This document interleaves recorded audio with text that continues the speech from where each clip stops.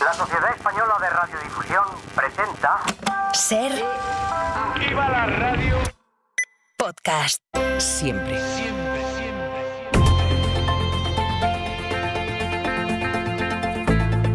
El Abierto.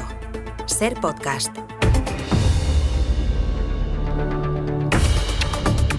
En la mesa de este lunes vamos a compartir Abierto y mesa de análisis junto a Ruth Ferrero. Ruth, buenos días. Hola, buenos días. María Martínez Bascuñán, bienvenida. Hola, ¿qué tal? Y también está por aquí Yolanda Gómez. Hola, Yolanda, buenos días. Buenos días. Bueno, es la semana en la que tienen que llegar novedades, el desenlace en Cataluña.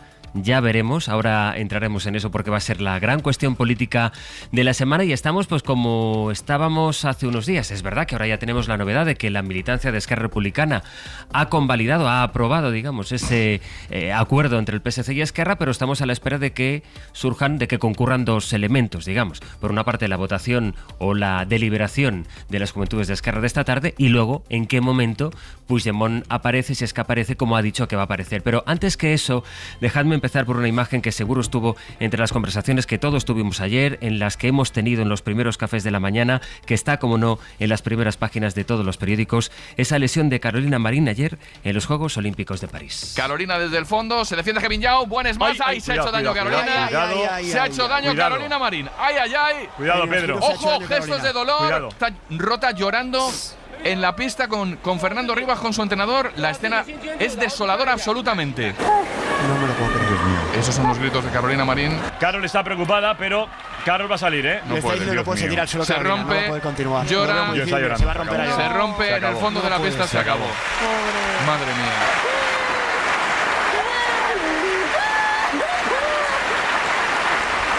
Intenta como puede Fernando. La Chapelle en pie. Pide perdón a Carolina, Carolina no tienes que Marín. pedir perdón a nadie, de verdad. A cada No tienes uno que de los pedir cuatro perdón a extremos nadie. de la Chapelle. Carolina Marín, tus lágrimas son las nuestras. No tienes que pedir perdón a nadie. Las lesiones son lo peor del deporte y esta lesión llega en el peor momento. Hemos vivido una de las imágenes más duras en la historia del deporte español en unos Juegos Olímpicos. Se marcha cojeando, le han traído una silla de ruedas, ha dicho que no, que ella se quería marchar de la pista por su propio pie. Carolina está hundida, más allá de, creo que ha sido esto súper injusto, muy cruel, es que no tenemos palabras. Bueno, hoy hemos visto la cara más difícil del deporte, un abrazo enorme, ¿no? Ante esta situación tan dura y tan difícil y tan injusta. Es frustrante porque, o sea, es una lesión, te estás preparando durante 4 años para las Olimpiadas y ¡pam! Algunas de las voces de Marc Márquez o Pau Gasol que ayer pasaron por la antena de la SER, por el carrusel olímpico en el que nuestros compañeros contaron así con toda esa emoción, la emoción de aquello que estábamos viviendo y que ya decíamos esta mañana en el mapa de sonidos a las 6:30 que no es solo algo que nos emocionara y nos rompiera aquí. Miren también cómo lo narraron en directo en la televisión italiana. Non riesce a muoversi, le lacrime di disperazione da parte di Carolina Marín ci fa commuovere Carolina Marín, inginocchiati, uscire lo smalto con il cuore Fue una imagen que nos tuvo ayer atrapados ante la magnitud del sentimiento de lo que estábamos viendo. Y hemos dicho muchas veces, Ruth, que de los Juegos Olímpicos sacamos muchas lecturas pues que van más allá del deporte, especialmente las geopolíticas, con todo lo que hay de la participación de un país, de otros países que no pueden participar. Pero luego están todo este tipo de lecciones humanas. Decíamos esta mañana, advertíamos también de los discursos que muchas veces intentan instalarse de si tú lo consigues puedes, si quieres lo consigues. Bueno, pues a veces, decía el entrenador de Carolina, está lo injusto y lo cruel y hay que saber que esto desgraciadamente también puede intercalarse en tu camino hacia lo que es que ya estaba tocando la medalla, jugar el oro y seguramente ganarlo. Sí, el azar, ¿no? El azar juega un papel importante, además del esfuerzo y el entrenamiento sí, y la obstinación, y la perseverancia y los sacrificios. Además de eso tienes que tener suerte. Y Carolina Marín no ha tenido suerte con las lesiones anteriores. Cuando parece que ya estaba recuperada otra vez vuelve a lesionarse. Bueno, supongo que yo no soy deportista, pero supongo que los deportistas de élite, los que practican deporte profesionalmente, pues estos tienen también que trabajarlo psicológicamente y entiendo Ella, que, de hecho, lo viene trabajando claro, mentalmente sí, durante... porque ha sido muy frustrante, ¿no? E incluso en una de las previas de uno de los partidos que ha jugado en estos juegos dijo, tenía que alargar el entrenamiento, pero mira, lo he alargado hablando con el entrenamiento y además preparándome con la psicóloga también, porque efectivamente ella ha hablado muchas veces de cómo las lesiones han sido tan crueles en su caso, que ya la dejaron fuera de los Juegos de Tokio y ahora la apartan de esta manera tan cruel de los Juegos de París y de la medalla de París, que ya ha tenido que trabajar, jugar con dolor físico y también sobreponerse a este, en fin, palo emocional. Y esto reivindica también, ocurre con Simone Biles, que pone el foco, Marian, también sobre la importancia de la salud mental. Sí, porque aunque no seamos deportistas de élite, es verdad que no es muy complicado empatizar con algo así, ¿no? Yo creo que, de hecho, es muy difícil. A mí casi se me saltan las lágrimas también, ahora mismo escuchando los sonidos, ¿no? Estos sonidos. Cuando estás ahí, y sobre todo cuando has llegado, casi has llegado... A veces hay cosas que no dependen de ti y esto es una lección de vida que va más allá del deporte. Es decir, que hay un entrenamiento que depende de ti, un esfuerzo realizado durante muchos años que depende de ti, incluso una salud mental que puedes trabajar, pero hay un componente siempre aleatorio que te puede jugar una mala pasada y que hay que saber gestionar también, ¿no? Yo creo que es muy duro porque esto es diferente a quedarte fuera cuando alguien es mejor que tú. Esto es diferente, ¿no? Que cuando juegas sabiendo que la medalla es prácticamente tuya y de repente la pierdes, ¿no? Pero al final es una lección de vida y a veces las lecciones se extraen más de las derrotas que de las victorias y yo creo que Marín tiene todo el cariño del país, todo nuestro respeto y toda nuestra admiración. Decimos también, Yolanda, es una pena porque suena consuelo cualquier cosa que digamos, pero en realidad hay tanto mérito en eso. Sí. Es tan difícil que en la sociedad de hoy alguien pueda convertirse en referente para generaciones que están viniendo y las que ya están, ¿no? Y las que ya tenemos una edad que somos mayores de Carolina Marín y la miramos, sin embargo, con admiración al margen, y esto no tiene que ver con la medalla. Totalmente. Yo creo que ayer todos lloramos con Carolina, ¿no? Y viendo las imágenes y el que se enteró después recuperó todo lo que había pasado, pero yo creo que ya lo que tiene que sentir es un enorme orgullo, ¿no? Y encima, o sea, ves la calidad humana que tiene cuando encima pide perdón, ¿no? Al salir de la pista. Yo estoy con Marian en que es una lección de vida, ¿no? En la vida cuando uno lo da todo y hace todo lo posible y aún así las cosas no salen bien, pues no pasa nada, ¿no? Hay que levantarse, tirar para adelante y a por la próxima, ¿no? Yo creo que ayer todos aprendimos de esto. Yo creo que Carolina tiene que estar muy orgullosa. Desde aquí, desde luego, o sea, todo nuestro cariño, yo creo, nuestros ánimos, yo creo eso que todos los españoles nos sentimos muy orgullosos de ella, muy agradecidos y bueno, no ha llegado la medalla, pero lo ha dado todo, ¿no? ¿Qué más se puede pedir, ¿no? A un deportista?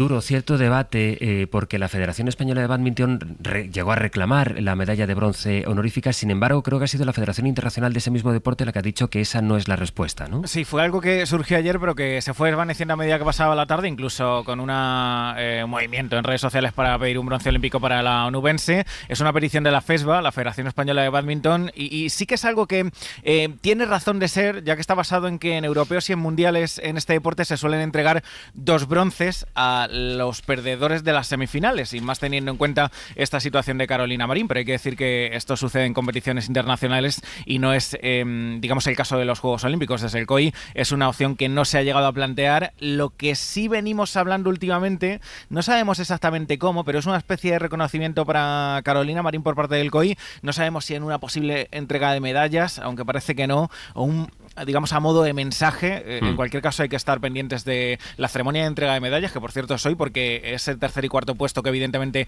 no se va a jugar, se jugaría dentro de una hora, a las 10 menos cuarto, pero bueno, es algo que digamos, tuvo protagonismo ayer, se llegó a hablar, pero que ahora mismo no tiene razón de ser porque el COI no actúa, digamos, de esta manera. Escribe Javois en ese artículo que mencionábamos esta mañana en contra de esa medalla, dice: Marín no merece la condescendencia de una medalla ad hoc, ni un premio de consolación, ni un circo populista semejante. La gente compite y gana casi nunca, pierde casi siempre y a veces las peores se lastiman. No manchen a una leyenda del bádminton dándole una medalla de mentira y sentando un precedente insólito, porque es bastante más que eso. Bueno. Yo muy de acuerdo con lo que dice Javois. El deporte también es esto, ¿no? contar con este azar y con esta suerte, o mala suerte. Sí, con esta crueldad, yo creo, en este caso, ¿no? En fin, queríamos empezar esta mañana con una reflexión a partir de esas lágrimas que vemos ilustrando esta mañana. Fíjate, Sastre, solo Dime, sí. una cosa, porque yo me acordé también, o sea, al final el deporte también es gestión de expectativas, y yo lo comparé un poco con el llanto de Alcaraz, ¿no?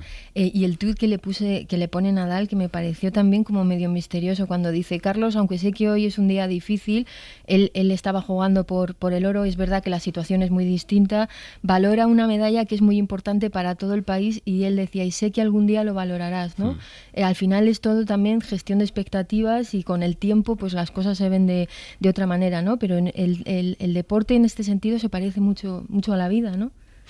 Y es una llamada de atención a que no todo está en el medallero y en aquello que, como todo lo simplificamos en los números y todo lo traducimos a un número, leemos ese número siempre en función de éxito o fracaso. Y la vida, por suerte y por desgracia, es muy... Hoy por hoy noticias. Ser Podcast. En esta mañana de lunes 5 de agosto que compartimos con María Martínez Bascuñán, con Ruth Ferrero y con Yolanda Gómez, les decía la política. Barcelona, Sergi López, buen día. Hola, ¿qué tal? Buen día. Bueno, parecía el viernes, una vez supimos a eso de las 7, poco después de las 7 de la tarde, el resultado de la votación, poco ajustada, de la militancia de Esquerra Republicana, pero que en definitiva avalaba el acuerdo con los socialistas. Parecía, decía Sergi, que se iba despejando la pantalla de esta semana, la de la investidura de Salvador Illa. Sin embargo, hay dos elementos que en ese momento suponen dos escollos para que la semana acabe así, tal como la prevé que acabarla el Partido de los Socialistas. Por una parte, la votación de Esquerra, y por otra, el regreso de Puigdemont. Si quieres, empezamos por la votación de o el debate que tendrán, creo que es un consejo de las juventudes de Esquerra, que es esta misma tarde en Barcelona. Efectivamente, va a ser a partir de las 7 de la tarde, y esta votación de las juventudes de Esquerra ha hecho que se cambie todo el calendario previsto para esta semana, porque en teoría hoy el presidente del Parlamento, Josep Rull, iba a realizar la ronda de contactos con los diferentes líderes de los grupos parlamentarios, y al final, a petición de Esquerra, esa ronda se va a tener que hacer mañana. ¿Por qué? Pues porque las juventudes de Esquerra, como decíamos, a las 7 de la tarde se reúnen y allí van a decidir si rompen la disciplina de voto, a pesar de que las bases de su partido votaron el viernes que respaldaban la investidura de Illa, o si respetan finalmente lo que dijeron los militantes. El no o la abstención de su diputada Mar Bessas en la investidura se traduciría en la misma situación. Salvador Illa no sería investido. Hay una tercera vía, que esta diputada dimita, deje claro que los jóvenes de Esquerra no quieren a ella de presidente, pero que a efectos prácticos favorezca su llegada a la presidencia, porque con la dimisión obtendría el acta de diputado otro miembro de Esquerra que votaría que sí a ella. Así las cosas. Mañana ronda de contactos, y si hay pleno finalmente de investidura, todo hace pensar que lo convocaría Josep Rull para el jueves. Claro, esta diputada Mar Bessas en este caso tiene una doble condición. Pertenece a las juventudes de Esquerra, que esta tarde deciden, pero también pertenece a Esquerra Republicana, cuya militancia ya ha tomado una decisión. Y ahora nos sitúa Sergi ante una tercera posibilidad. Imaginen que hoy el Consell de les Joventuts de Esquerra Republicana, con el que está hablando la dirección para intentarles convencerles, decide que votan que no. Está la opción de que esta diputada renuncie al acta y, a todo correr, en el próximo pleno, ya en el de investidura, tome posesión por ella otro diputado y al final salgan esos 68 votos que necesitan. Pero luego está el segundo elemento, decía, que es Carles Puigdemont.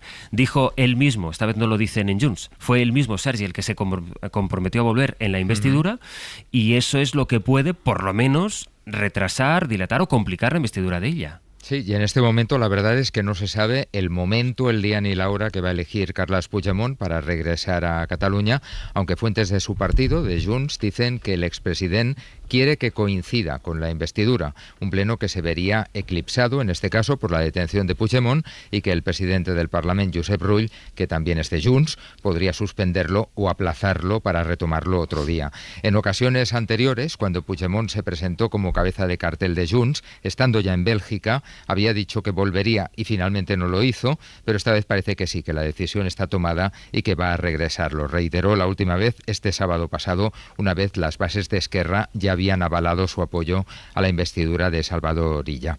Hoy había convocado una movilización en Barcelona por parte de los CDR en apoyo a Puigdemont por si regresaba hoy mismo, a la que se había sumado la Asamblea Nacional Catalana. Finalmente han anulado la convocatoria, dicen que las circunstancias cambiantes de estos días les obligan a cambiar a ellos también esa convocatoria. No descartan, en todo caso, salir a las calles en otro momento en defensa de Puigdemont, al que consideran su legítimo presidente.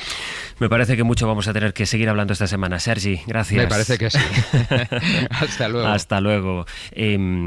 Están todas las incertidumbres delante de nosotros, es decir, parece que las cosas tienen un cauce, pero que hay complicaciones. Señal de eso es que para esta mañana hemos pedido entrevistas a muchos portavoces de muchos partidos, pero la gente prefiere reservarse.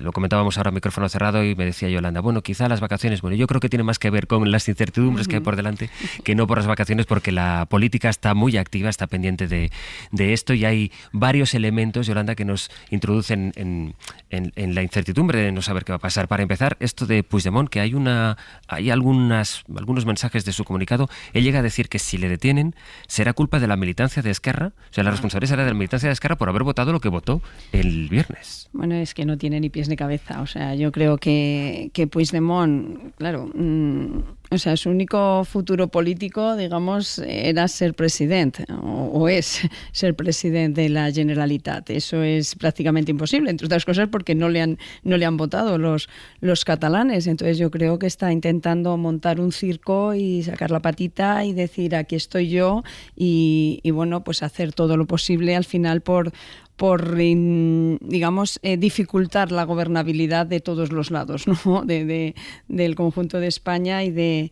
Cataluña en este caso. Entonces, bueno, pues a mí me da la impresión eso, que es un circo más que otra cosa. ¿Hasta qué punto aguantará RC? Bueno, pues en teoría, si la militancia ha votado que sí a ese acuerdo, vamos, yo creo que lo he dicho aquí en estos micrófonos, es que no sé cómo podían votar que no. O sea, ¿qué más quieren? O sea, yo creo que el Partido Socialista ahí, bueno, en este caso, vamos, es el PSC, pero es el Partido Socialista de toda España. O sea, puede pagar muy caro ese acuerdo. O sea, yo creo que ha ido muy lejos, se está dejando muchísimo por conseguir que el señor Illa gobierne en Cataluña, y es que más allá de lo que ha ofrecido, yo creo que es imposible, ¿no? Es imposible hacer una oferta más generosa que todo eso, ¿no? Si aún así no invisten a Illa presidente de la Generalitat, dice, ¿cuándo lo van a investir? ¿O cediendo qué? O sea, o saca mayoría absoluta o es imposible. Entonces, bueno, pues a mí yo creo que el señor Illa va a ser investido al final, y que lo que se están haciendo es muchos fuegos artificiales para sacar la patita y decir, aquí estoy yo, ¿no? Pues y lo de RC esta tarde un poco igual. O sea, si la mayoría de la militancia vota sí, pues en fin, ¿dónde está la democracia interna al final del partido? O sea, ahora dicen los jóvenes, no, nosotros no queremos, o ¿qué hacemos aquí? No sé, yo creo que al final saldrá. María. Yo también veo una conexión entre la votación que hay esta tarde y el regreso de Puigdemont. Yo creo que todo sigue formando parte de esa épica independentista, ¿no? No es imposible salir de ahí, ¿no? De mantener esa tensión hasta el momento. Todas las votaciones acaban con esa tensión, que se acaban resolviendo, como pasó también con la sesión de investidura. Es verdad que Esquerra ha entrado en una vía mucho más pragmática, pero necesita convertir todo en algo trascendental, ¿no? Fijaros la pregunta que se hacía también a las bases: ¿hará un partido independentista presidente a un socialista? ¿Entregará España a la Generalitat? Comienza un nuevo ciclo. Si os dais cuenta, también todas las narrativas que estamos envolviendo siempre, describiendo lo que pasa en Cataluña, no salen de esta épica. Y yo creo que Puigdemont sigue necesitando alimentar esa épica, alimentar ese mito, provocar episodios emocionantes, épicos. Yo hoy leía un artículo muy interesante de Pau Luque que venía a hablar del tamallazo emocional, ¿no? Ya lo último ya que puede hacer es esto, ¿no? Manifestaciones descomunales, imágenes vibrantes que puedas exportar al mundo entero, votaciones de cuyo resultado dependa todo un país. Es decir, Puigdemont y el independentismo ha vivido durante mucho tiempo de esto, y yo creo que ya va siendo hora de romper esa burbuja, ¿no? Y si algo hay interesante en esto, en el regreso de Puigdemont, es que vamos a ver de alguna manera cuál es la fuerza real que sigue teniendo, ¿no? Vamos a medir las fuerzas reales que tiene ya. Por eso quizás hay mucha gente incluso que está esperando, deseoso que vuelva, para ver si realmente este señor es capaz ya de movilizar, o ya hay cierto hartazgo en toda esta épica y en todo este circo, ¿no? Porque, Ruth, la Cataluña de la que se fue y como se fue Puigdemont es distinta de la Cataluña que encontraría si es que regresa. Efectivamente, la Cataluña del 2024 no tenía nada que ver, ni la España del 2024 tiene nada que ver con la España del 2017, ni tampoco la Cataluña, y tampoco las fuerzas que ha recogido del proceso electoral Junts. Entonces, estoy muy de acuerdo con mis compañeras, por un lado, que se está alimentando una narrativa épica, como decía Marian, para no dejar morir el proceso. Estamos en un punto de inflexión, yo creo que lo comentábamos aquí la semana pasada, estamos en un punto de inflexión en el que la investidura de ella significa abrir un capítulo nuevo en Cataluña y en las relaciones entre Cataluña y el Estado. Y lo que está intentando Puigdemont es que no se cierre ese capítulo de la manera en la que lo están negociando Esquerra y el PSC.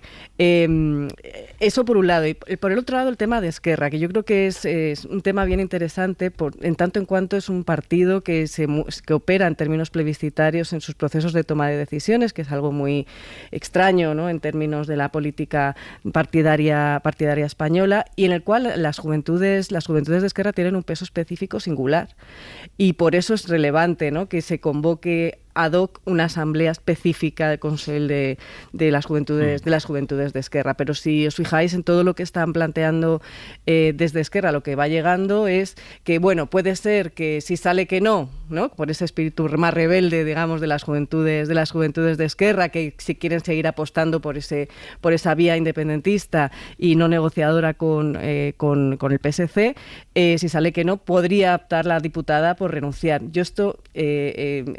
me da la sensación de que va a salir que sí, va a salir un apoyo cerrado, probablemente ajustado entre los síes y los noes, pero que va a dejar constancia de que el apoyo va a existir, aunque también quiere mostrar que hay división interna dentro de Esquerra y que hay una parte importante, en este caso de las juventudes, que no nos olvidemos, serán el futuro de Esquerra, que no están de acuerdo con esa vía, por tanto también inciden en la presión al PSC, ¿no? Hay una pregunta, y es ¿qué margen puede tener entonces Puigdemont, al margen de la cuestión de las juventudes, qué margen puede tener Puigdemont para boicotear, que es lo que pretende, que tampoco hace falta ser un adivino, lo verbaliza él, para boicotear la investidura de ella?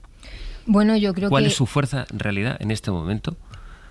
Puede provocar pues una escena, ¿no?, desde ahí, en la propia Cámara, hasta una detención coincidiendo con el Pleno que podría tener efectos, muchos efectos simbólicos, pero bueno, también acelerar, ¿no?, su propio proceso judicial, ¿no? Yo creo que por un lado creo que podría hacer algo así, pero ya te digo, yo creo que puede controlar también los tiempos, con eso está jugando, y de hecho llevar la investidura de ella al 19, creo, es una de las fechas con las que se están barajando. Pero en todo caso eso nos abocaría a retrasar un proceso que, como decía antes Yolanda, parece inevitable, es decir, tiene los votos, tiene la mayoría, es decir, el paso, el Rubicón, si quieres, independentista, es decir, que podría certificar de alguna manera el fin del procés, que tantas veces proclamado, es que un partido independentista está dispuesto ha votado su militancia a favor de convertir a un socialista en presidente de la Generalitat. Y luego está lo que hablaremos luego, que es el concierto y el debate dentro del PSOE. Pero ese paso ya está dado. Es decir, la intención de Puigdemont entiendo que puede ser intentar reivindicarse, iba a decir a su partido, pero creo que antes que en su partido está pensando en su propia leyenda. Eso es, exacto, en su propia figura. Yo creo que él está trabajando ahora mismo, él es un fanático, esto yo creo que no lo tenemos que perder de vista. Hemos racionalizado muchas veces esas actuaciones y probablemente la racionalización aquí implica describirlo así, ¿no? Lo que le interesa ahora es salvar su leyenda, y por eso es interesante ver pues el hartazgo que pueda tener incluso en sus propias filas, ¿no? Y ahí es verdad que Esquerra sí ha entrado en otra dinámica, pero bueno, sigue alimentando también un poco esta épica, porque ya llevar incluso hasta el último momento otra votación más, que probablemente salga que sí, pero bueno, es crear tensión y es alimentar toda esta narrativa y toda esta épica, y luego veremos también forma parte de toda esta narración el que esto es el fin del procés.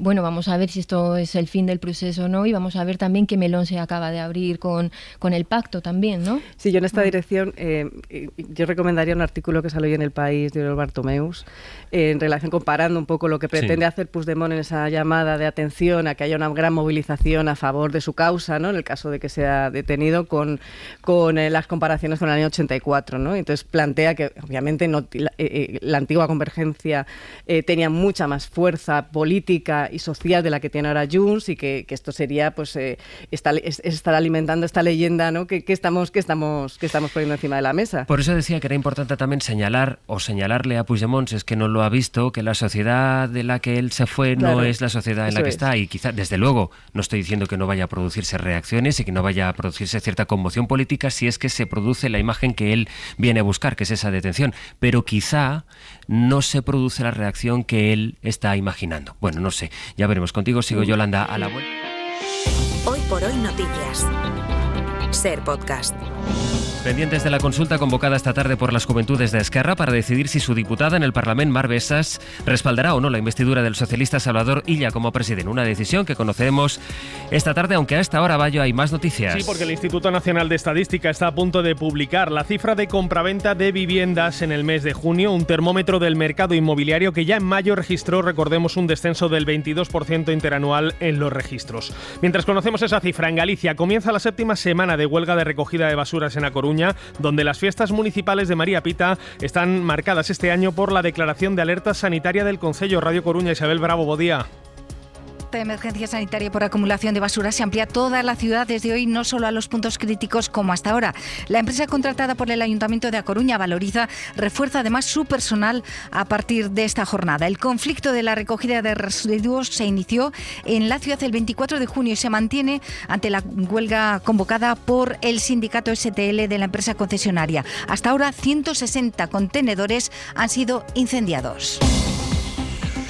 El Ministerio de Asuntos Exteriores recomienda a los ciudadanos españoles salir del Líbano ante el contexto general de inestabilidad en la región. España se suma a otros países como Estados Unidos, Francia, Reino Unido y Suecia en esa recomendación tras el asesinato de varios altos cargos de Hamas y de Hezbollah la semana pasada. Una tensión que va a analizar hoy el presidente estadounidense Joe Biden en la Casa Blanca junto con su Consejo de Seguridad, José Martín.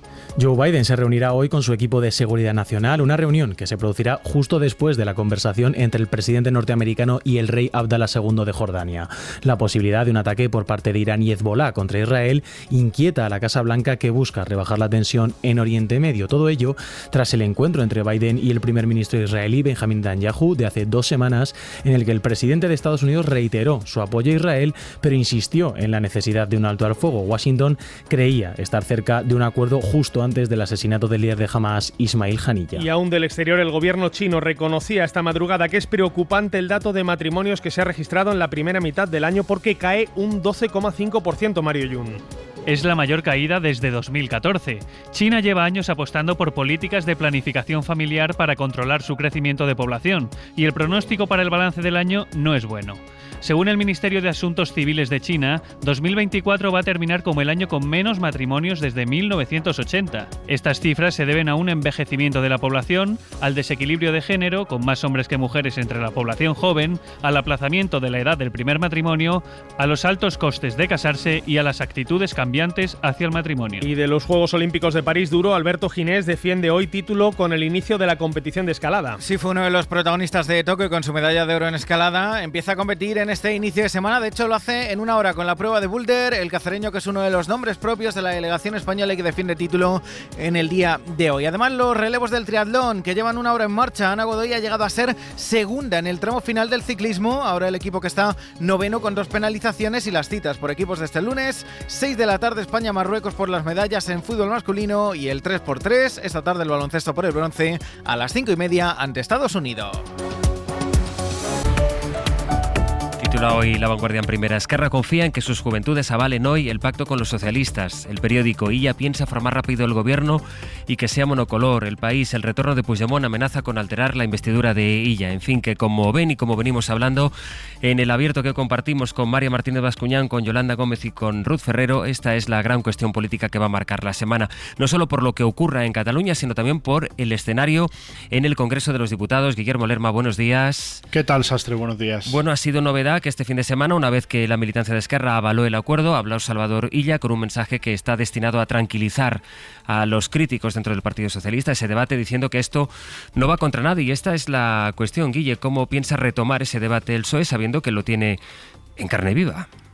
Sí, Ferraz celebra que ella esté más cerca de la Generalitat después del aval por la mínima de las bases de Esquerra, pero el partido mantiene esa cautela. Saben que la situación es delicada y no quieren que ninguna declaración o movimiento pueda interferir en el camino de su candidato a la Generalitat. Por eso la estrategia sigue siendo la misma, poner el foco en la relevancia política que tiene el hecho de que un candidato socialista vuelva al Palau y no en los detalles del acuerdo que le va a permitir lograrlo. Son conscientes, eso sí, en el PSOE de que el pacto abre varios frentes, el primero interno por el rechazo que el concierto ha generado en las filas del propio PSOE.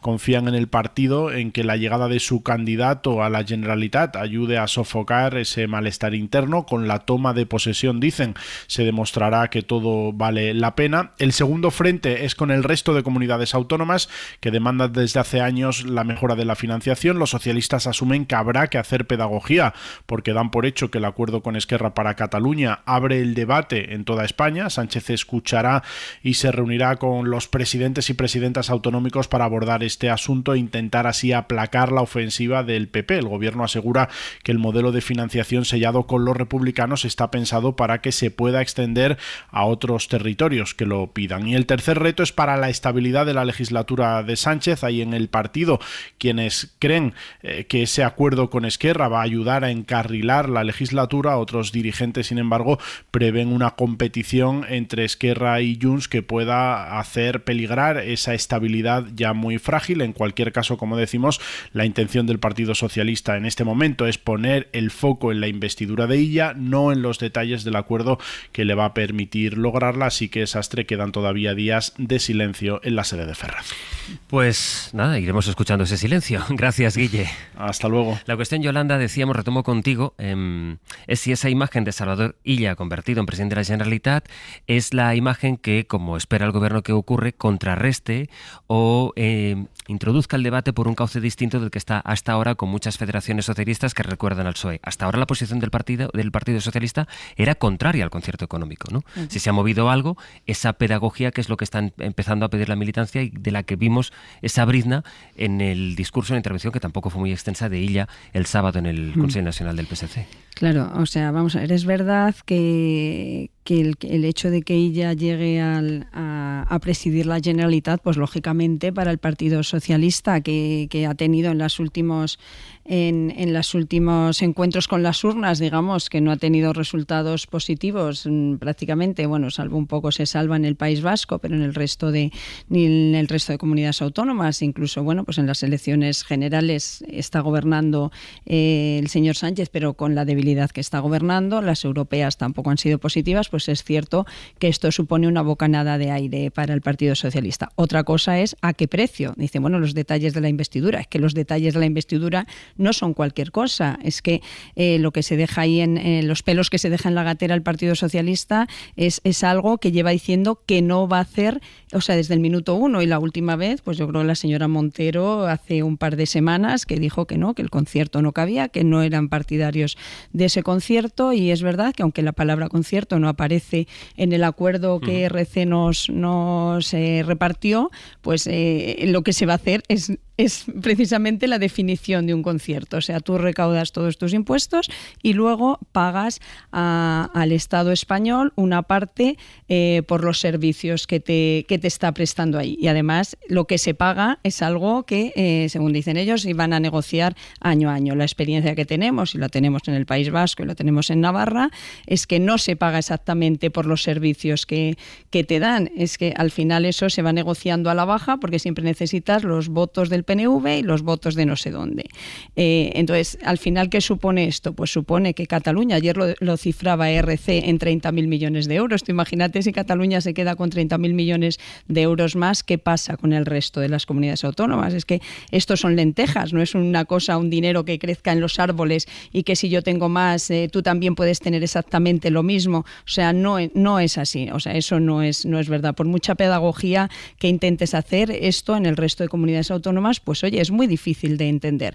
Y es cierto que hay dificultades de financiación en muchos lugares de España, y especialmente, por ejemplo, en la Comunidad Valenciana, que está clarísimo que está infrafinanciada, en Murcia.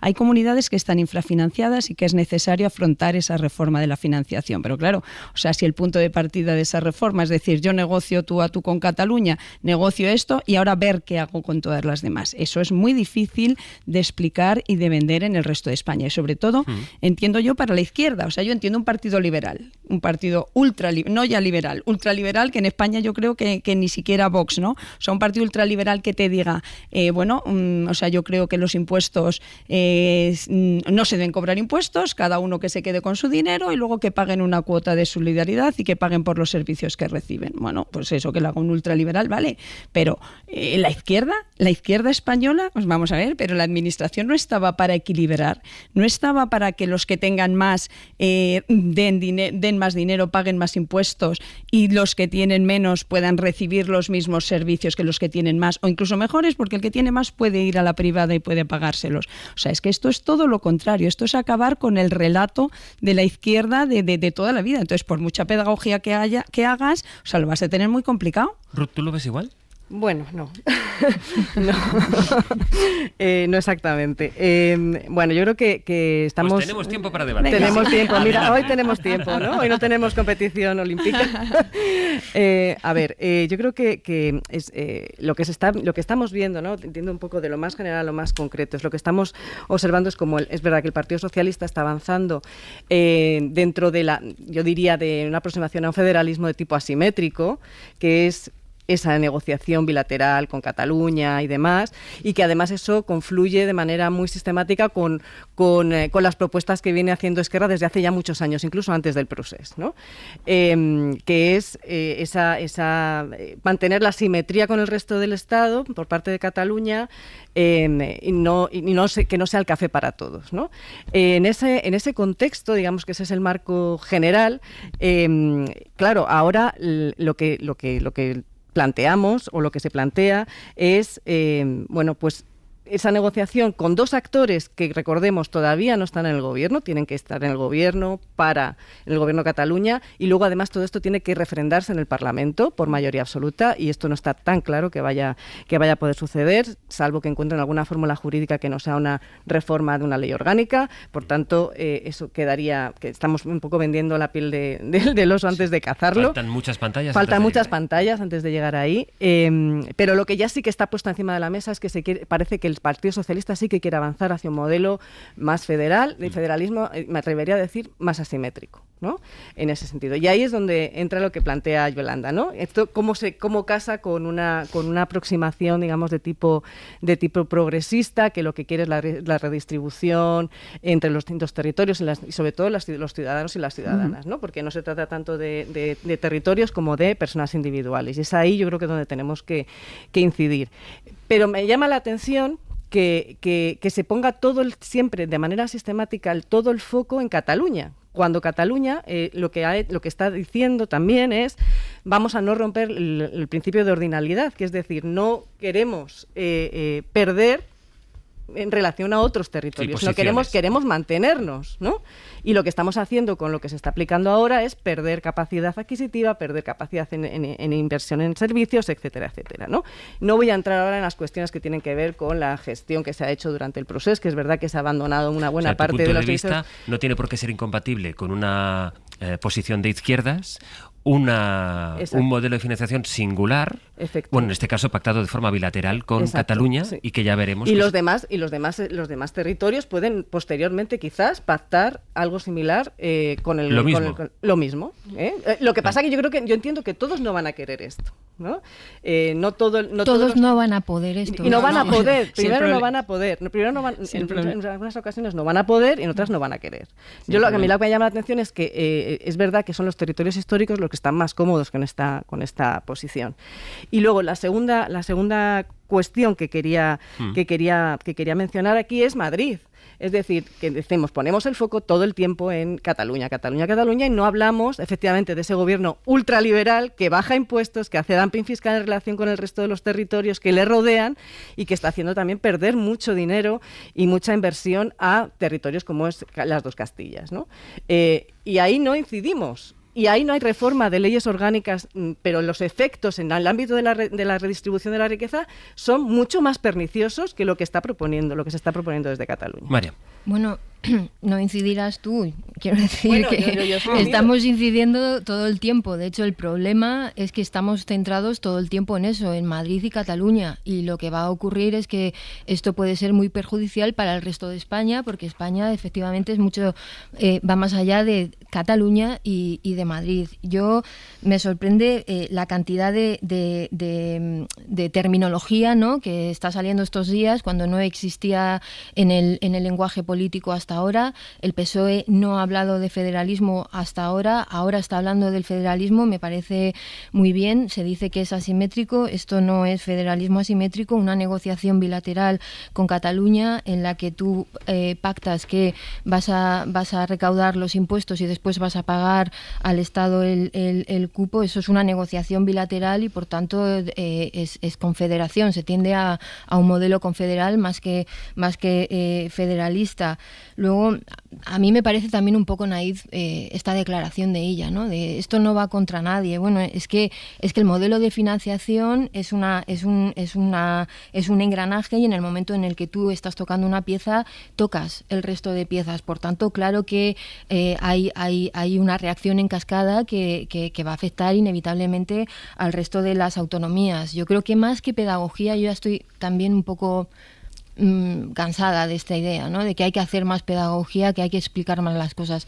Lo que hay que tener es un plan claro. Es decir, si hay un modelo que es el federal, vamos a hablar en serio de federalismo. Si hay un modelo que se quiere implantar, que es la confederación, pues dígase abiertamente, porque y esto no es pedagogía, esto es simplemente tener un plan de acción estratégica para ordenar otra vez y ver cómo nos organizamos territorialmente. Yo creo que el hecho de que el resto de las autonomías tengan la posibilidad de tener una hacienda propia, recursos, estos sobre todo lo van a utilizar las autonomías más ricas. Es decir, claro que Madrid va a pedir su propia hacienda para que se encargue de recaudar tributos propios y que esto pues le permita decidir de manera bilateral con el Estado qué porcentaje van a dar, ¿no? Pero al final quien va a pagar las consecuencias de esto o quien va a tener un agravio comparativo pues va a ser Andalucía, Extremadura, Galicia, etcétera. Claro que a Ayuso le va a venir muy bien esto, claro que a Madrid le va a venir muy bien esto, pero en el momento en el que tú estás sacando la segunda economía del Estado, del régimen común, pues estás afectando en términos de igualdad y esto no es federalismo asimétrico, esto es ir a una confederación. Sí. Yo estoy totalmente de acuerdo. Con todos los economistas y los juristas con los que hemos hablado en ABC estos días, lo que te decían, eso no es federalismo, vamos a un Estado confederal. Y si lo que hace Cataluña se lo dejas hacer a los demás, dices tú Madrid. O sea, Madrid lo que está haciendo hasta ahora lo está haciendo dentro del régimen común, del sistema de financiación común. Que tú te reparten, te dejan un porcentaje de impuestos, te dejan el 50% del IRPF, pues el 50% de tal. ¿No? Por eso te digo, tú lo tienes sobre ese porcentaje y sobre ese porcentaje tú decides que subes impuestos, tienes más dinero para invertir en otra cosa, que lo bajas, pues a lo mejor tienes menos para otra cosa o al revés, o sea, al final la señora Ayuso y lo que creen en el Partido Popular y sobre todo en Madrid es que si tú bajas impuestos consigues al final atraer más inversión y al final acabas sin recaudar tanto. Del margen de la ley, por supuesto, pero cuando tú bajas tienes este discurso que es en clara competencia con otras comunidades autónomas mantienes a la vez el discurso de la solidaridad.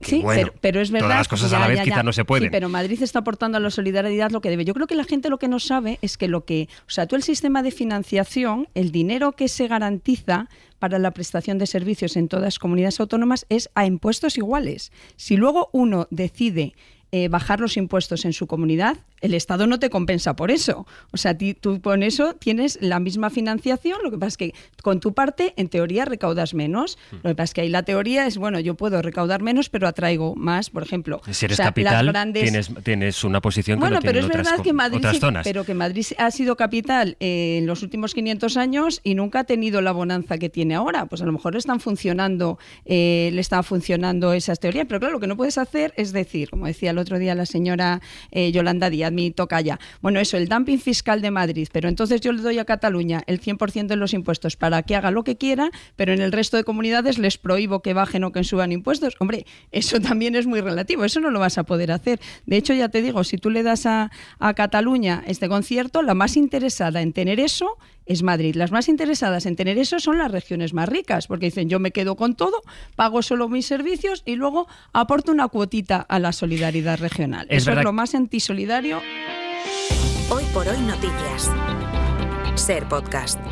Canarias en la mesa de hoy, Ruth Ferrero, Yolanda Gómez y María Martínez Bascuñán, con las que voy a ir cerrando ya la manera casi de conclusión, el debate sobre el concierto, el modelo económico y la etapa que va a abrirse en Cataluña. María, contigo cierro y luego con Ruth.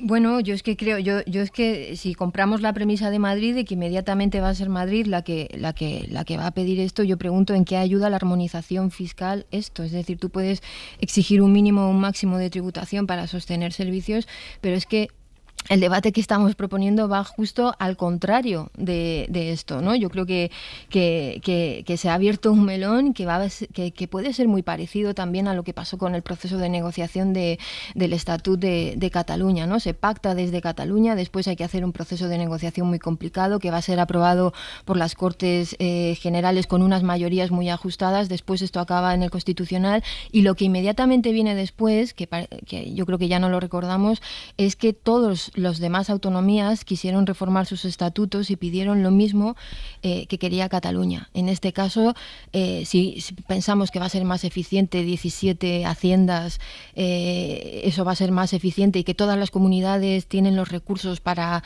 hacer eso, bueno, yo creo que estamos muy equivocados y que sobre todo me interesa que si estamos debatiendo de verdad con honestidad de federalismo, hablemos de federalismo. Yo creo que vamos claramente a una confederación. Bueno, yo creo que es muy prematuro decir que vamos hacia una confederación. Hay muchas otras competencias que todavía están vigentes y, de hecho, como decíamos antes, falta mucho para ver en qué queda al final todo esto, ¿no? Efectivamente, como planteabas, Marian, la cuestión de la reforma de los estatutos tuvo un efecto contagio, por ejemplo, con el Estatuto Andaluz, ¿no? Que fue el que inmediatamente salió después de la aprobación del Estatut catalán y recordemos que fue precisamente contra el catalán y no contra el andaluz sobre el que se lanzó un un recurso de inconstitucionalidad, no contra el andaluz, ¿no? Entonces, la cuestión aquí es qué tipo de relación queremos tener o que se quiere tener con Andalucía. Y yo estoy muy de acuerdo, por ejemplo, con el artículo que sacabas ayer en El País, en el que decías que se abría una nueva, ¿no? un nuevo estadio de reforma constitucional, que lo vemos también en otros lugares desde una perspectiva comparada. Y yo creo que es importante abrir este debate, es importante que sepamos. Pero, es que de verdad el debate tiene que ser serio, es decir, armonizar es que la Federación obliga a un máximo de autonomía fiscal. Sacar a una comunidad es lo contrario, es autonomía total y luego negociar bilateralmente con el Estado. Eso no es federalismo, lo siento, no lo es. Uh-huh. Bueno, pero tú tienes que negociar políticamente. Tú tienes que negociar políticamente con los actores políticos. Una vez que eso esté negociado, en el ámbito catalán, tienes que negociarlo a nivel del Estado. Y eso va a ser multilateral, eso no va a ser bilateral. Eso también va a ser multilateral. Estamos diciendo que se va a ofrecer al resto de las comunidades autónomas. Pero es que además hay algunos estatutos, como el de la Comunidad Valenciana, que pone que todo lo que tú le cedas a cualquier otra comunidad, ellos lo pueden pedir. Por ejemplo, y decías, es que han ido copiando unos a otros. Sí. Y eso al final lo que haces es que vacías al Estado de todo, porque si todo el mundo recauda lo suyo y luego lo que hago yo es aportar una cantidad por los servicios que me prestan, y vamos, y te lo decía RC ayer, yo voy a tener 30.000 conforme a las mayorías parlamentarias. Y que vas pactando, que depende del interés en cada momento, de los votos que tú necesites para sacar adelante no sé qué ley en el Congreso, vas a decir que ese, como está pasando, como ha pasado en el País Vasco, y eso se negocia cada 5 años, que por lo menos no se negocia todos los años, esas cantidades son a la baja, lo que estás haciendo es vaciar al Estado. Y luego, perdóname medio segundo, o sea, a mí uno de los problemas más grandes que veo también es con el tema de la agencia tributaria. O sea, están los inspectores, los subinspectores, los técnicos de la agencia tributaria que echan humo, porque esto para la lucha contra el fraude es un palo enorme. Hay dos planos aquí. Por una parte, el debate sobre el concierto, que nos sitúa, como antes decía Ruth, bueno, estamos en una pantalla muy prematura, porque en efecto, todo este debate tenemos que ver si en el Gobierno aclaran específicamente cómo interpretan ellos esta parte del acuerdo del que solo tenemos esta pista que dio Salvador Illa y lo que contó el presidente del Gobierno el otro día cuando dijo que esto es compatible con la solidaridad. Es verdad que en esa rueda de prensa él terminó diciendo la palabra federalización, ¿no? Vamos hacia un avance federal de España. Esto está en el modelo. ¿Cuál es el plan? Ahora te preguntaba Mariam, ¿cuál es el plan? ¿Cuál es la idea? Pues esto es lo que falta que explique el Gobierno. En todo caso, esto nos sitúa en una pantalla que ya veremos, que es la del modelo de la ley de financiación y también cómo queda, en qué queda traducido, en qué queda sustanciado ese concierto. La primera pantalla, antes que eso, es en la que incide en este momento, en este punto de tal como están las cosas, el Gobierno, que es... Bueno, seguramente veamos esta misma semana, ya veremos todo lo que puede ocurrir en el Parlamento, pero el hecho que se ha dado ya es que un partido independentista que ha preguntado a sus bases está decidido a dar su apoyo a un presidente socialista después de tantos años en Cataluña. Y esos dos planos son los que van cruzándose en el debate y en el análisis político. De momento, hay otro asunto que decíamos esta mañana a las 8 que va a entrar también en el debate político. Sumar ya ha pedido explicaciones, de hecho, al Ministerio del Interior. Javier Bañuelos. Bañu, buenos días. ¿Qué tal, Sastre? Buenos días. Una información que conocimos ayer, Javi, que apunta a un acuerdo que han suscrito el Sindicato Unificado de Policías, el SUB, que tiene una gran implantación entre los agentes de la Policía Nacional, con la empresa, organización Ultravalla, en fin, Desocupa, por el que esta empresa será la que pueda formar a los 30.000 afiliados del sindicato. Eso es, Sastre. Anoche, de hecho, hablábamos con dirigentes de este sindicato, del Sindicato Unificado de Policía, y no entienden la polémica, defienden que es un acuerdo similar a otros tantos que han firmado, dicen, con otros organismos y empresas públicas y privadas. Alegan incluso que es un proyecto ambicioso que cuenta con docentes de primer nivel. Lo cierto es que la complicidad de este sindicato policial, el SUB y el líder de Desocupa, el ultraderechista Daniel Esteve, es absoluta. Sí, de hecho, difundían este domingo las imágenes de la firma de este polémico acuerdo. Bienvenida al Club Desocupa. Bienvenido al Sindicato Unificado de Policía. Un placer. Igualmente.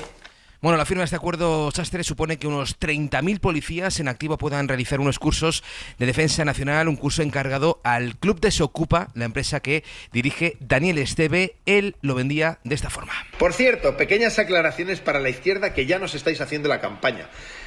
Que sepáis, pequeños ignorantes, que el Club Desocupa, el 95% de sus instructores son policías, guardias civiles y ertzainas en activo. Bueno, este curso incluye, Sastre, diferentes maniobras de lucha para engrilletar a un detenido a través de la técnica conocida como grappling policial. En palabras de la portavoz del Sindicato Policial SUB, Mónica Gracia, se llevan ayer un acuerdo histórico para paliar la grave situación que sufren los agentes en las calles. Plus es un más a más. Tenemos un problema en las calles. Hay pues una violencia desmedida, la autoridad se ha perdido, los compañeros cada vez están más en riesgo y lo que queremos con esto es que se sientan más seguros. Bueno, el SUB defiende que este polémico curso será homologado y baremable, pero lo cierto es que el Ministerio del Interior lo ha desmentido categóricamente. No solo no cuenta con el respaldo de la Dirección General de la Policía, sino que el propio Ministerio del Interior ha ordenado ya al equipo jurídico del Ministerio que estudie la impugnación ante la sospecha de que este acuerdo pueda conculcar los valores democráticos por el perfil violento de esta organización ultra Desocupa. Lo cierto es que anoche el propio sindicato, el SUB, Sastre, se vio obligado a difundir un comunicado para aclarar que la formación en la Policía Nacional corresponde corresponde exclusivamente a la Dirección General de la Policía e incluso reconocen que esa formación ha mejorado sustancialmente en los últimos tiempos. Y eso a pesar de que dicen que no entienden la polémica en el SUP, en el Sindicato Unificado de Policías, por este acuerdo de sus responsables con la empresa Desokupa. En fin, cualquier novedad vamos hablando, Baño. Gracias. Un abrazo. Un asunto del que quería también dejar constancia y escuchar estos testimonios que creo que se explica por sí sola cuál es la historia, escuchando las voces y los argumentos tanto del SUP como de esta empresa. Bueno, iremos viendo cómo va evolucionando la cuestión, porque ya les digo que Sumar ha pedido explicaciones al Ministerio del Interior, que salió ayer a desmentir que, como se había dicho en principio, pues esto sea habilitante para ganar puntos en la carrera dentro del Cuerpo Nacional de Policía. Bueno, a las 9:32, 8:32 en Canarias, hay otro asunto del que estamos siguiendo cuáles son las novedades que son cada vez peores. En el Reino Unido, esos disturbios promovidos por grupos de extrema derecha que estaban organizando ya protestas hace unos días en redes sociales, aunque esas protestas las acabaron llevando a cabo a partir de un suceso, de un asesinato, en fin, triple, un individuo de 17 años que mató a 3 niñas, que hirió a otros 8, también a 2 personas mayores de edad, y se difundió el bulo de que era una persona que había llegado al Reino Unido en patera. Él es un chico nacido en Gales, sus padres sí que eran de Ruanda. Corresponsal en Londres, Lucas Font, buenos días. ¿Qué tal? Buenos días. Y convergen varios asuntos, Lucas. Por una parte es esta desinformación y luego cómo han ido prendiendo en redes sociales, pero ya no solo en redes, sino cómo se ha traducido y se sigue traduciendo en las calles los disturbios. Ayer vimos, por ejemplo, cómo atacaban la fachada de un hotel donde hay personas solicitantes de asilo. Sí, han sido cerca de 150 las personas detenidas este domingo en unos disturbios que se han repetido a lo largo del fin de semana en ciudades como Liverpool y Manchester, y también en pequeñas localidades como Rotherham, donde cientos de personas se enfrentaron a la policía y consiguieron acceder a la fuerza a un hotel que aloja a solicitantes de asilo. Unos actos que el primer ministro Keir Starmer ha calificado de matonismo violento y que la ministra del Interior, Yvette Cooper, ha prometido perseguir. Decía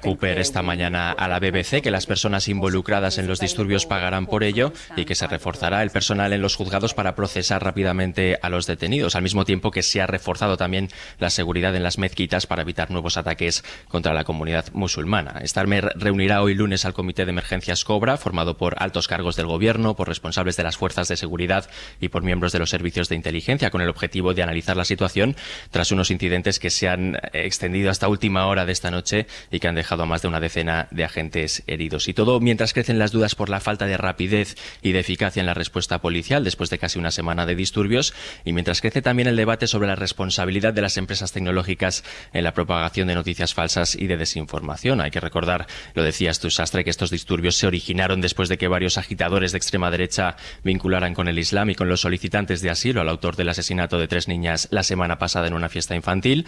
La policía ha desmentido esta información, ha asegurado que se trata de un joven de 17 años nacido en la ciudad galesa de Cardiff, pero esto todavía no ha servido para frenar la ola de violencia desatada en el país. Lucas, gracias. Hasta luego. Así están las cosas en el Reino Unido con la reunión de hoy convocada del Comité de Emergencia por el propio primer ministro, que ayer salió una declaración muy contundente domingo por la tarde en el Reino Unido para decir que está en contra del matonismo político, que fue como lo calificó. Quiero saludar a Javier Salas, es compañero del diario El País, especialista en desinformación, en cómo circulan los bulos. Hola Javier, ¿qué tal? Buenos días. Hola, ¿qué tal? Y nos podemos coger a partir, si te parece, de esta última reflexión que nos hacía Lucas, también la responsabilidad de las empresas, de las redes sociales, porque yo te escribí ayer y te decía, Javi, estaba muy interesante el artículo que escribiste sobre esa polémica forzada contra Iman Khelif, la boxeadora que, como saben, ha sido también víctima de bulos. Decían directamente que era un hombre después de su enfrentamiento en los Juegos Olímpicos contra la boxeadora italiana Angela Carini, y me decías que había relación, de alguna manera, entre cómo circular de forma interesada, la desinformación promovida por algunos sectores en el caso de Iman Khelif y cómo está circulando también esos bulos, esa desinformación en el caso del Reino Unido para propagar más disturbios. Claro, cuando sucede lo del Reino Unido, quiero decir que surge un bulo que relaciona los refugiados con el asesinato de estas niñas y demás. Para que ese bulo cristalice, digamos que tiene que haber una marea de fondo, ¿no? Una marea de fondo de la que hablamos ayer, la marea esa de fondo que explica este sentimiento, este odio que se genera tanto con respecto a la comunidad musulmana en el Reino Unido como con la comunidad trans en los Juegos Olímpicos, ¿no? La boxeadora esta no tiene nada de trans, pero digamos que ese odio, si esta boxeadora hubiera sido simplemente una tramposa, no habría cristalizado ese odio, ¿no? Digamos que nosotros estamos siempre en el rompeolas, ¿no? Desmintiendo una ola de desinformación, otra ola de desinformación, otro bulo, pero a veces hay que mirar hacia la marea de fondo, ¿no? Digamos que hay gente que está interesada en una industria total del odio, generando esas mareas en el fondo, y a veces hay que mirar para allá, ¿no? Darnos cuenta de que todo este tipo de mensajes y todo este tipo de bulos cristalizan solamente porque llevan mucho caldo cultivo detrás, ¿no? Lo que ocurre, Javi, es que no sé si hemos llegado al punto en que el bulo ya es imposible o muy difícil de desmentir.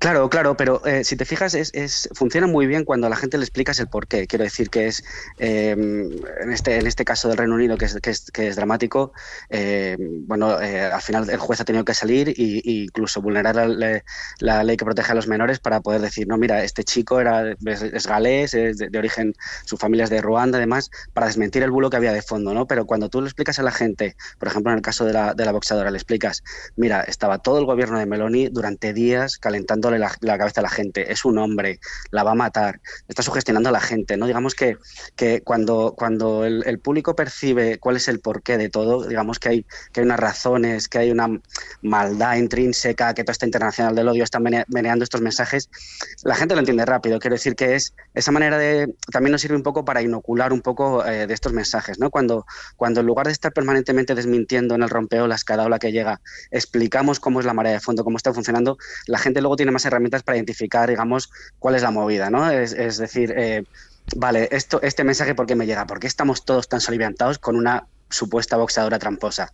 No tiene nada que ver con eso, ¿no? Digamos, cuando entiendes que está todo un gobierno de una nación lanzando mensajes de odio contra una persona, entiendes mejor cómo ha funcionado, digamos, luego ese tsunami de mierda que llenó las redes todos esos días de memes contra esta pobre boxeadora y demás, ¿no? Hay algo que escribías en el artículo, pueden buscarlo en El País, se titula La polémica forzada contra Iván Khalif o cómo envenenar con odio un acontecimiento planetario, y escribes que el supuesto peligro de lo trans es esta última cruzada, que llevaban días, meses y años agitando este miedo. La persecución de lo trans, dices, tiene su explicación y le han dado honestamente sus propios ideólogos. Después de la derrota social contra los derechos de los homosexuales, necesitaban otro caballo de batalla cultural para movilizar a sus bases. De manera, Javi, que esto es una estrategia deliberada que decide unos objetivos y luego van aplicándose. Claro, si es que es muy sencillo. Tú cuando ves qué personas, qué líderes políticos se suben a este tren, ¿por qué de repente hay un interés de Isabel Díaz Ayuso en las leyes trans? ¿Qué vínculo político hay con respecto a ese tipo de luchas y demás? Ninguno. Simplemente es agitar un miedo, es agitar un fantasma, es señalar a lo progresista, ligarlo a este rollo de lo woke, a este rollo de las modernidades que están transformando, digamos, el orden natural de las cosas. Todo esto es deforme, todo esto es raro.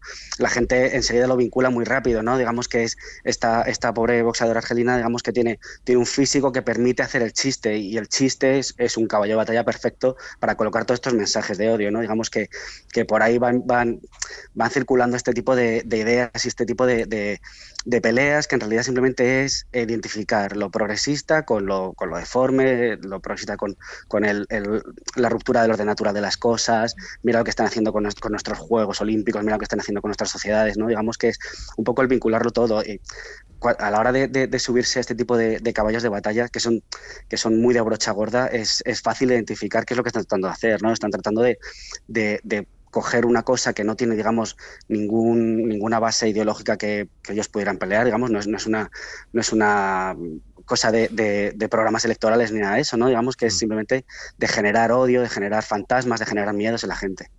Javier Salas, compañero del diario El País, te mando un abrazo, muchas gracias.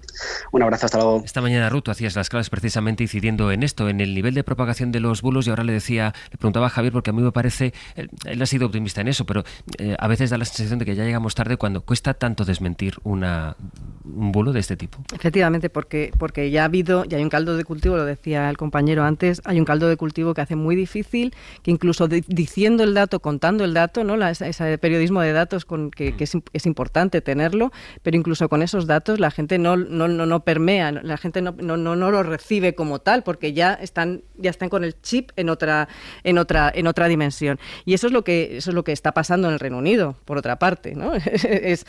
Durante muchos años ha desmantelado todo un sistema, desde el thatcherismo, se ha implantado una desestructuración social, toda la política neoliberal de atomización de las sociedades y demás, y les han estado diciendo a la sociedad británica, mira, los responsables de todo esto, de que tú no tengas trabajo, de que de tus hijos no terminen la escuela, etcétera, etcétera, la responsabilidad es de estos otros que no son blancos, ¿no? El no blanco, el migrante, la lucha, ¿no? Entre sociedades abiertas, sociedades cerradas, y cuando surge un bulo de este tipo, automáticamente se lanzan a las calles para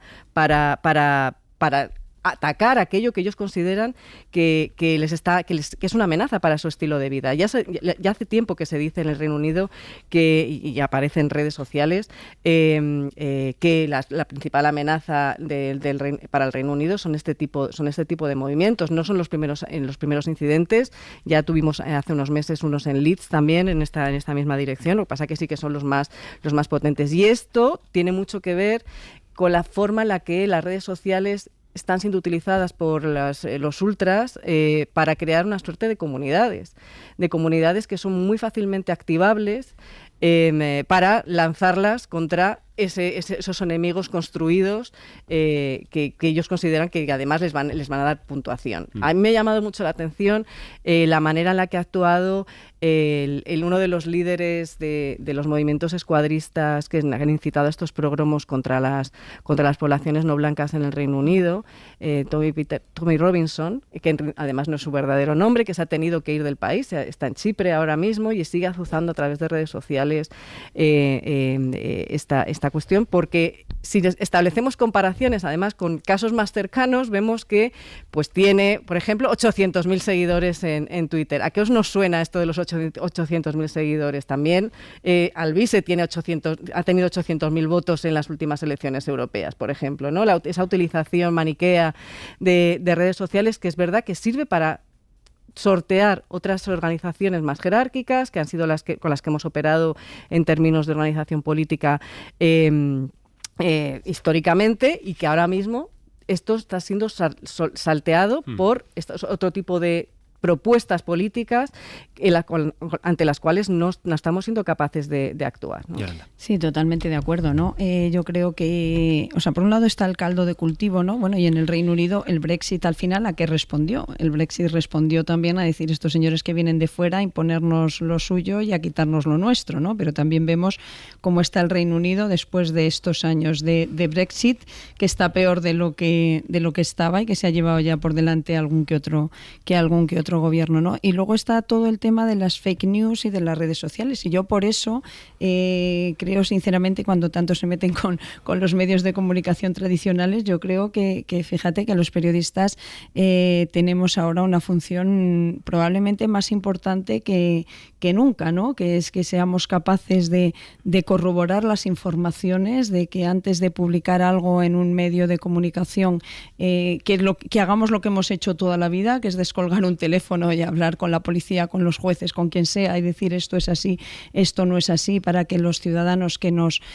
oigan, que nos lean, sepan que el que lee nuestros medios estás informando, o sea, tienes información contrastada, y yo creo que tenemos una función muy importante para intentar contrarrestar, ahora que hay tantísima información por todos los lados, pero aquí hay también tanta fake news, que los medios seamos capaces de contrarrestar eso, y también digamos no seguir o no tener la tentación de, por hacerlo todo rapidísimo, por estar en todos los lados, intentar competir con ellos, ¿no? O sea, yo creo, ya te digo, que esto es una oportunidad para los medios de comunicación, que seamos capaces de ofrecer a la sociedad información veraz y contrarrestar pues todo este daño que en este sentido pueden estar haciendo todos esos fake que se lanzan por las redes sociales, ¿no? Yo es que sí estoy viendo claramente una agenda autoritaria. Yo creo que yo me hacía ayer esta pregunta, ¿no? ¿Por qué es tan peligroso que una mujer boxeadora que está compitiendo en unos Juegos Olímpicos parezca un hombre o tenga más testosterona? ¿Por qué hay una fijación en esto, ¿no? Yo creo que lo que pone de manifiesto es que el género encierra paradojas que no se pueden reducir al binarismo, que es precisamente una de las batallas culturales que tenemos en la actualidad, ¿no? Que lo que nos pone de manifiesto el caso de esta boxeadora es que recurrir a la idea de un orden natural del género, como pretende la ultraderecha y algún sector del movimiento feminista, es una falacia, ¿no? Que la propia naturaleza muestra las fronteras porosas de lo que es ser mujer u hombre, ¿no? Y no se puede reducir a un binarismo o a una jerarquía. Yo creo que ahora mismo hay una guerra cultural por controlar una definición normativa de lo que es ser una mujer. Prohibir el aborto también implica esto, definir a una mujer de una determinada manera, sobre todo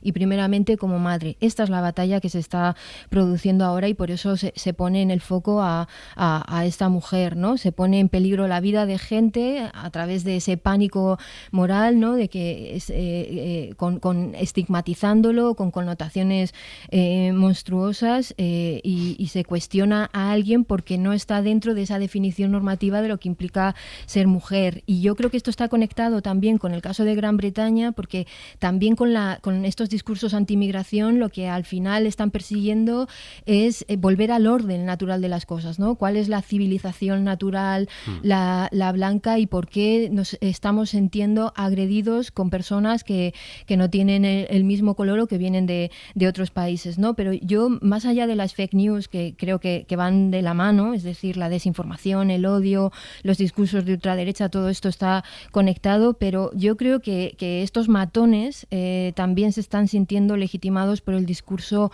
anti-inmigración de la clase política que ha tenido Gran Bretaña durante los últimos años. Y no hay que perder de vista que durante las últimas elecciones el partido anti-inmigración de Farage obtuvo más del 14% de los votos y entró en el Parlamento con 5 diputados. Yo creo que más allá de la desinformación, creo que la clase política también ha tenido una responsabilidad muy grande en lo que está pasando. Un análisis queríamos acercar esta mañana a partir de la situación que se está viviendo en el Reino Unido con los disturbios que se van encadenando día tras día, noche tras noche, también en la última con ese incidente a las puertas de un hotel, bueno, a las puertas y casi dentro del hotel en el que hay personas que están pidiendo asilo. Un par de asuntos antes de terminar. Está siendo una mañana especialmente complicada en las bolsas. Jordi Fábrega, buenos días. Hola, buenos días. Con una caída, creo que ahora mismo el IBEX cae más de un 3%. ¿Qué es lo que pasa? Lo que está pasando es que estamos viendo que todas las bolsas de todo el mundo se están contagiando de los malos datos económicos de Estados Unidos. El viernes se conocieron datos de cómo evoluciona el mercado de trabajo allí. Fueron datos que indican que el paro aumenta, lleva 4 meses incrementándose, y esto está generando que haya muchos inversores que estén temiendo que se entre en una recesión en Estados Unidos. De hecho, Goldman Sachs, por ejemplo, uno de los principales bancos de inversión del mundo, ha incrementado las posibilidades de que haya recesión en Estados Unidos en sus pronósticos. Todo esto lo que está haciendo es que las bolsas hoy estén cayendo con mucha fuerza. Lo han hecho especialmente de madrugada en Asia, donde el Nikkei ha caído un 12,4%, su segunda mayor caída de la historia. También la bolsa de Seúl ha caído cerca de un 9%. En Europa se está contagiando menos, pero se están contagiando estas caídas. Estamos viendo cómo los principales índices retroceden entre un 2 y un 3%. El IBEX 35, por ejemplo, ahora mismo, según los datos que tenemos, está cayendo un 2,2%. Tiene todos sus 35 valores en rojo, y el resto de bolsas europeas también están cayendo entre un 2 y un 2,5%.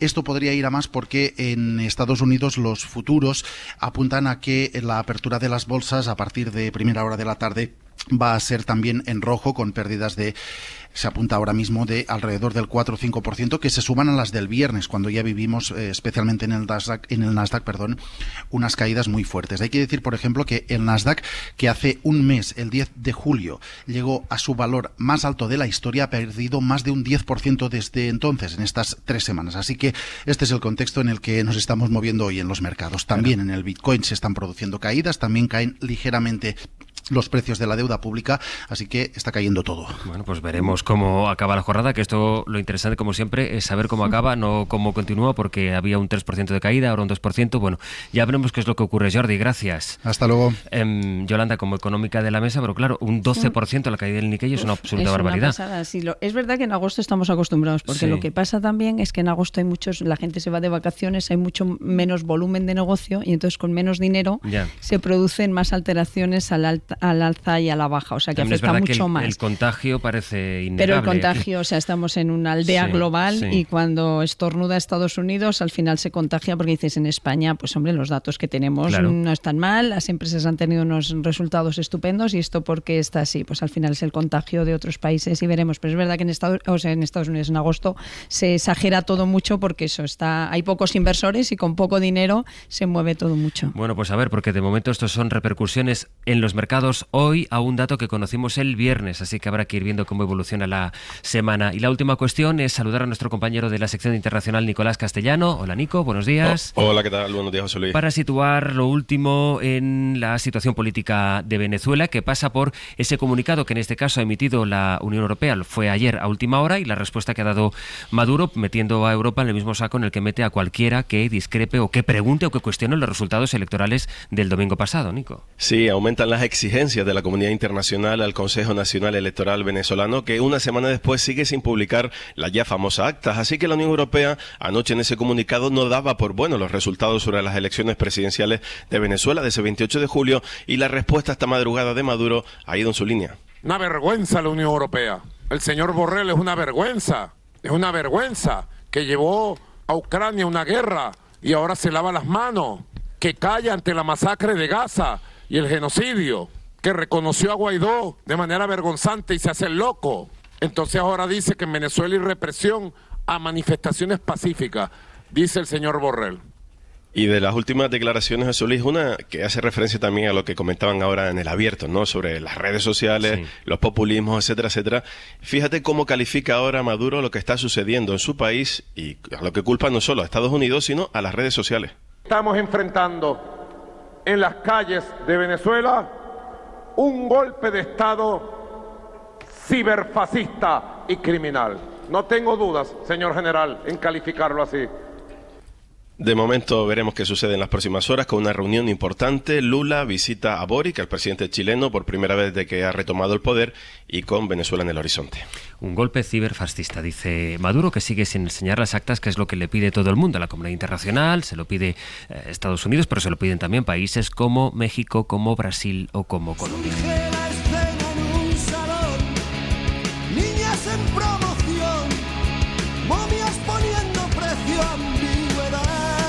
Hola, Pascual Donate, buenos días. Muy buenas, mira, voy a estirar la pierna, ¿ves?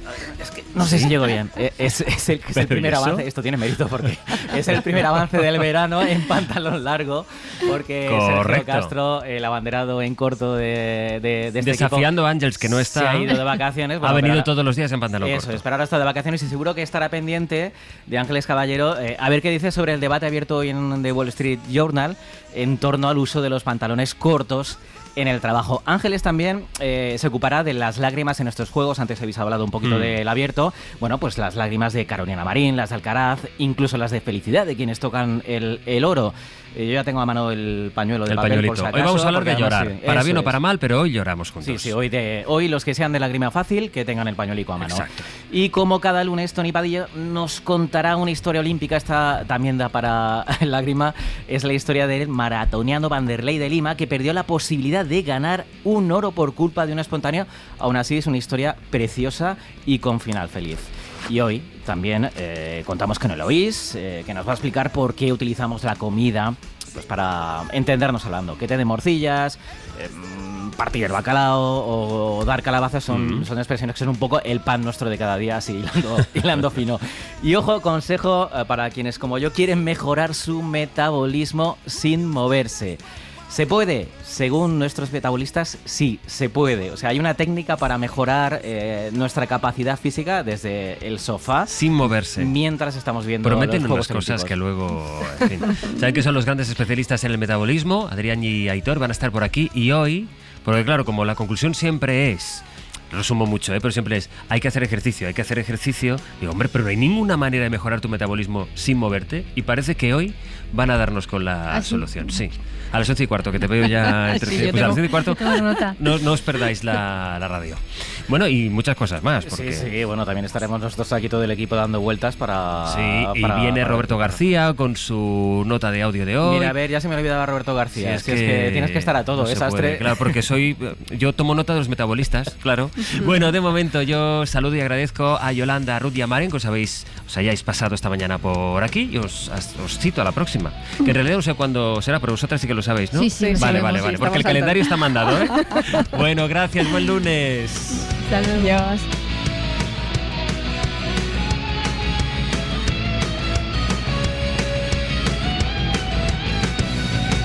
Para no perderte ningún episodio, síguenos en la aplicación o la web de la SER, Podium Podcast o tu plataforma de audio favorita.